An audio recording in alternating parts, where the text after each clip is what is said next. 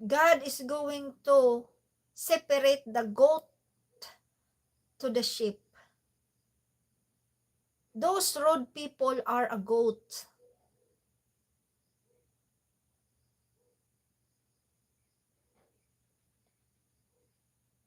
Those people who doesn't like to accept the truth is a goat.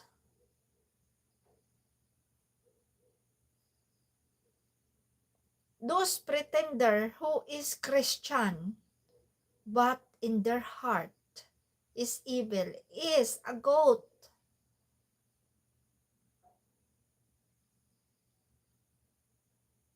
Those people pretending that they are Christian but worshiping the worldly song, the worldly things, is a goat. God is going to separate His people. His people is all sheep, not a goat.